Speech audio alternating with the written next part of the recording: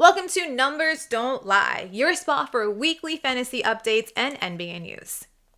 We'll focus today on waiver wire ads, buy low targets, sell high targets, and playing time trends, followed up by some NBA updates and a Commissioner's Corner shout out at the end. Let's start with the waiver wire ads. Not all waiver wire ads are equal. Some are just 1 week streams, but if they do well, they have a second. Here are the guys who we think can stick around. This game tonight, they are clearly missing. Gafford is still churning out useful big man numbers. He hit top 100 value this week with 59% shooting and 1.8 blocks and 7 boards a game. That role is safe until Davis comes back, assuming he does. By Sadiq Bey, kept alive by Jones, picked up by Queen, shot by Fears, and another 3-ball. Fears is absolutely cooking right now, averaging 18 points on 50% from the field. Is this the new coach effect or something real? He's still empty in other categories, but he's still an interesting ad to see how everything plays out. Play at a high level. That pass right through the fingertips of Mobley. Up ahead, Shepard and Mitchell. Shepard got it to go. Indiana is desperate for healthy bodies. TJ McConnell is unlikely to start anytime soon, but he's proven he can rack up elite assist and steal numbers in less than 20 minutes a night. If you need those specific categories, give him a look. And it's in the hands of Coop. Two-man game right side of the floor. Williams and Coop. A drive and a giant killer. Williams has been playing a touch under 30 minutes a night. If you're punting field goal percentage, then he is your guy. Over the past week, he's averaged 12.4 points, 5.6 assists, and a steal, all while hitting 95% of his free throws. Boy, Gafford's got to work hard. It's hard to ignore 9, 15, and 6 assists in a 3-game span. Sure, he's playing out of position and shooting as poorly as Ja, but you have to ride the wave. As long as Morant is sidelined, this guy needs to be rostered. You would love one of those guys to get the look. Gillespie's got it. Works it inside. Tough runner. Gets it up and in. Fresh off a game winner against Minnesota, Gillespie is continuing his impressive streak. He's returned top 60 value over the past week and is making a strong case for minutes even when the team is fully healthy. With Green and Allen both out, he needs to be rostered. 10 assists for Jamal Murray. And the Nuggets are up by 4. Şengün spin to the rim. Watson way upstairs. Watson has played 34 minutes in each of his last 5 games. Consistency will always be an issue for a fifth option, and his numbers are inflated by a 32-point game, but he's still averaging 15 points, 8 rebounds, and 2.3 threes this week. That is worth rostering until Christian Braun returns. Spurs by 5. Fox saves it. Keldon up fake, same spot, and got it again. Remember the Keldon Johnson who averaged 22 points a few seasons ago? He's a bench player now, but with Wemby and Castle out, the Spurs are desperate for scoring. Keldon has stepped up, averaging just under 20 points this past week. As long as he's seeing 30 minutes a night, he is worth an ad. Streaming ads are guys who are not good enough to take up a roster spot on days they're not playing, but can help you get a W. Here are some guys who can help you get a win this week. Phoenix is short on guards, and Goodwin is being asked to play 20-plus minutes, and in those minutes, he's returning top 90 value. Need to stream rebounds and blocks? Diabate has you covered. Steals are hard to come by on the waiver wire, and Herb has a proven track record for giving you good defensive numbers. He's currently averaging 1.4 steals per game and is only rostered in 27% of Yahoo leagues. Charlotte is healthy-ish, so it'll be a game-by-game gamble. But if you need points and it's a friendly matchup, then Sexton can get you points if you need to stream them. We're going to group these guys together since they basically give you the same stats, play for the same team, and play the same position. We'll leave it to you to figure out who you prefer. The value of these players are already trending up, but their value isn't quite where we're expecting them to be. So try and buy low on them while you still can. Coming in here today, this big wool thing on, I was like, man, where are you going? Kawhi Leonard's 10-footer doesn't go, and Darius Garland's scoop shot does. It's clean. Garland is a divisive player who has only played 4 games this season. If you're a believer, you aren't trading him. But if you can find a league mate who is frustrated by the lack of games, try to buy low. Remember, this is a guy who returned top 50 value last season and top 70 the year before that. He's just in there displacing people, finishing strong around the rim. Like I said, got to put body on him, got to account for him, make it difficult for him. Nice job by Evan Mobley. Same thing on the other end. Mobley's numbers don't look bad, but he seems to have forgotten how to shoot free throws. Check to see if his current manager is punting that category. If they aren't, send an offer involving a player who's reliable from the line. Mobley plays better with Garland, so your buy low window is closing. For context, he was recently traded in a Yahoo League for a package of Konkanupal and Bilal Coulibaly. 5 for Giddey. Now it's Kobe White looking to launch. Instead takes it closer. Out to Vooch, the 3. Got it! Vucevic is another divisive name, but I think we can all agree he is still a top 100 player. However, he's ranked outside that range over the past 2 weeks, so now is the time to throw an offer out. He was recently traded in a Yahoo League for Rudy Gobert, so that's the price point you should be targeting. Sometimes the best trades are the ones you don't make, but if you're somebody who likes to maximize the value, look to see what you can get for these guys. Shovels inside. Sexton gets rid of it. Knipple for the lead. No good. Tapped out. Who's got it? Charlotte. Knipple fakes. Fires. He's got it. And a foul on Onyeka. Knipple has been on a heater in November, averaging over 20 points and 6 rebounds while shooting around 49% from the field and over 90% from the line. There is a case for keeping him all season, but with Brandon Miller finally back, this is your moment. If you want to move him for maximum value, do it now. Streak at some point in the half. Nimhard leaves it for Mathurin. Pump. Can't hit. Got his own. Flips it up and through. Mathurin's averaging over 26 points on 50% from the field to start the season. Remember, this is a guy who shoots below 45% from the field for his career. He passes the Yahoo Blurb test right now, so this is the perfect time to sell high while he's still returning top 60 value. All trends are worth monitoring, and there's no more important trend to follow than minutes played. Here are the trends worth paying attention to this week. Signed to a 1-year, $3.6 million deal. He's averaging 11 points off the bat.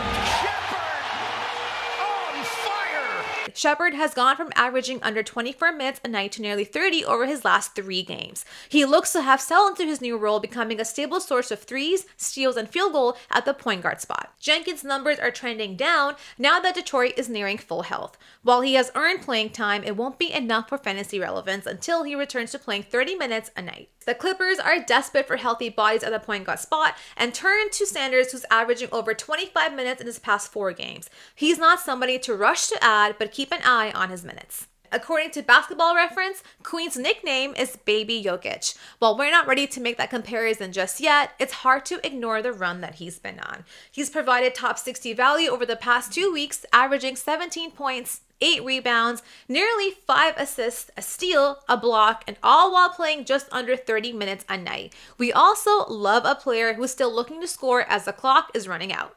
11 out of the last 14. And Derek Queen says it's not over yet. Yeah. Hart has averaged a touch over 30 minutes a night in the past week due to OG Anunoby's injury. We've seen the kind of numbers Hart puts up when he plays big minutes, but he won't sustain top 70 value when he returns to a smaller role. Jones has moved back to a bench role now that Kobe White is back from injury. Over the past week, he's averaged around 22 minutes per night. He can stay on your waiver wire unless you're streaming. De Silva has averaged over 30 minutes a night in the past week, filling in for the injured Paolo Banchero. His streak of double-digit points ended against New York, but he's still just a streaming option, even when playing starters minutes. Nuggets had so much success from the 3 in the first quarter, first part of the quarter, but it has gone away. And Sacramento is finishing with a flurry from the 3. Sacramento has gone from lighting the beam to hoping Keegan Murray can save their season. He won't, but he is back from injury and averaging over 30 minutes a night. He also figures to be in their long-term plan after signing a $140 million extension in the offseason. Now that we've covered the fantasy updates, let's look at what's been happening in the NBA.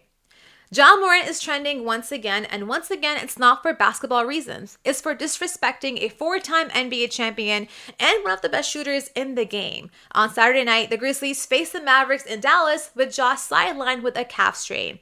What started all of this was towards the end of the third quarter, Santi Aldama tripped Cooper Flagg, which caused Klay Thompson, Jason Kidd, and Cooper Flagg to get confrontational and demand a flagrant foul. After the Grizzlies won the game, Morant, who had nothing to do with anything in his street clothes, started to call Klay Thompson a bum. this type of rate. See a little skirmish here. Second night in a row. Well, yeah, that's how the game ended. Yes, Klay Thompson. You heard that right. The guy who said we're fine in the West and has done nothing since then except get suspended is calling a beloved four-time Splash brother a bum. Self-awareness could hit Ja in the head and he still finds somebody else to blame. What Klay had to say after were the words of a disappointed uncle. I'll just let you listen to him. And then with Ja, he's a funny guy. He has a lot to say all the time, especially for a guy who rarely takes accountability. But you know what? That's for another day. What did Ja have to say on this occasion? Nothing of intelligent depth. It was really just his just running his mouth, and he's been running his mouth for a long time. And it's funny to run your mouth when you're on the bench. It's kind of the story of his career so far, just leaving us wanting more. You know, we all want to see him out there and do his best, but deep fried him. If being a bum at 35 years old means living a comfortable life after filling your hand with NBA rings, I'll take that over washed at 26. Sorry, Grizzlies fans, it's just getting old now.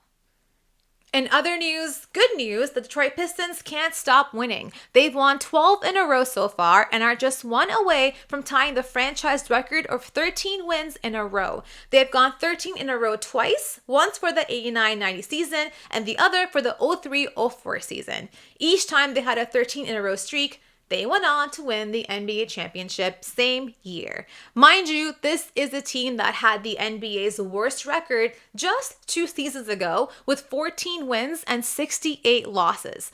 In the same game, they extended their winning streak to 12. They also snapped their losing streak. They've lost 13 in a row to the Bucks, but broke that curse and got one step closer to the franchise's record of getting 13 in a row. Cade Cunningham is leading the team right now with 27.4 points, 9.9 assists, and 5.6 rebound on 44% from the field. The Pistons are top of the table in the East right now with 14 wins and 2 losses, with their next game against the Pacers, who have 2 wins and 14 losses. If Detroit extends their streak to 13, we may be looking at an East Coast parade this year.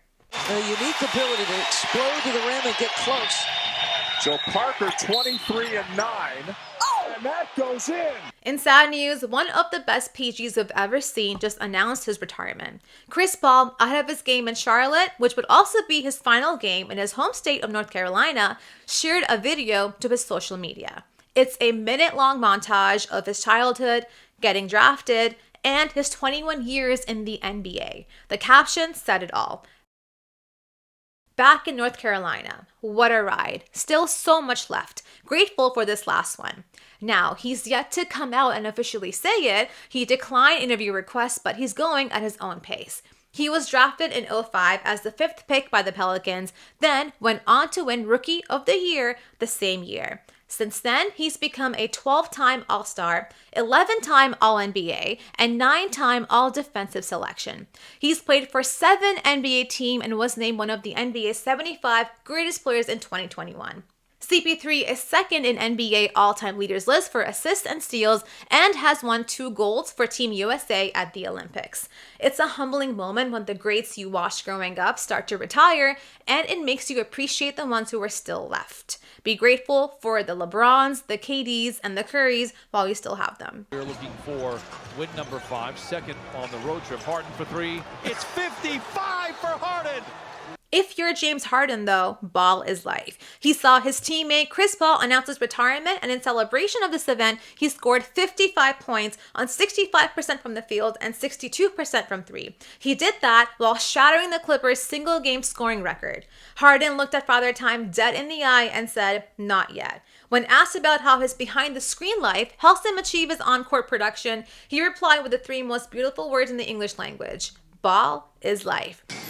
Basketball is life. The Clippers will need Harden to breathe back life into them as they're 5-11 and sit 12th in the West. CP3 is retiring. Kawhi is nursing an injury or waiting for a payout, but he should be back to help Harden in the Wild West soon. Before we let you go, let's have a look at what you guys sent us for Commissioner's Corner. Streaming is an awesome strategy to help you win games in fantasy. You drop fringe players and add players to get more games played on your roster. Solid plan, right? Well, one commissioner has taken things too far by streaming players from his opponent's roster and adding them to his own team. Actually, that's not even called streaming. I think that's just called cheating, and I bet he's still gonna brag about winning the championship too. Just look at this set of events captured by someone on the team. Don't be that guy. If you or someone you know has some fun league stories you want to share or shame someone for, hit us up at hello@#fs.com and leave the rest to us.